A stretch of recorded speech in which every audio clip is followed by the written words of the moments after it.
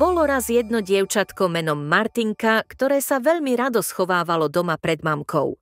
Jedného dňa, keď sa hrala na schovávačku, vkradla sa do maminej spálne a rozhodla sa schovať do skrine. Tam, za radom mamkyných šiat, objavila tajomné červené dvere, ktoré nikdy predtým nevidela. Keď ich pohľadila pohľadkom povrchu, zrazu sa ozval hlboký hlas. No konečne si ma našla, Martinka. Martinka vyvalila oči a nemohla uveriť, že dvere vedia rozprávať.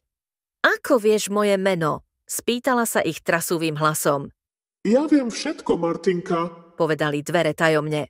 Som brána do čarovnej krajiny, ktorá čaká len na teba. Martinka sa odhodlala, stisla kľúčku a pomaly otvorila dvere. No sotva ich pootvorila, dvere sa prudko pohli, buchli ju jemne po zadku a ona s hlasným smiechom spadla na dlhú, lesklú šmikalku. Letela dolu ako na najlepšej horskej dráhe a keď dopadla na mäkkú trávu, zistila, že je v čarovnej krajine. Pred ňou stál veľký biely kôň s jasnými modrými očami. Vítaj, Martinka, ja som Tobias, povedal kôň hlbokým, no priateľským hlasom. Som tu, aby som ťa zaviedol do čarodejníckej školy. Martinka prekvapene povedala, ale ja neviem čarovať. Tobias sa usmial. To nevadí, veď tvoju mamku poznáme. Je to naozajstná čarodejnica, len ti to zatiaľ nepovedala. A preto sa čarom naučíš aj ty. Spolu s Tobiasom prešli cez farebný les, kde stromy mali listy ako zázračné diamanty a prišli k veľkej, trblietavej budove. Bola to čarodejnícka škola, ktorá vyzerala ako obrovský hrad. Pri bráne ich privítal riaditeľ Rufus.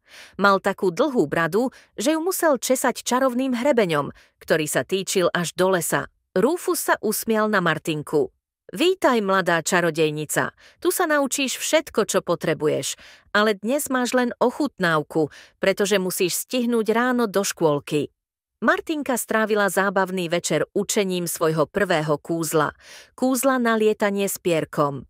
Tobias ju potom zaviedol naspäť k červeným dverám, ktoré ju vyniesli do jej izby. Keď sa ráno zobudila, bola presvedčená, že to bol len sen. Ale potom si všimla, že vedľa postele ležia malé čarodejnícke šaty. S tajomným úsmevom ich skryla do skrine, pripravená na nové dobrodružstvá.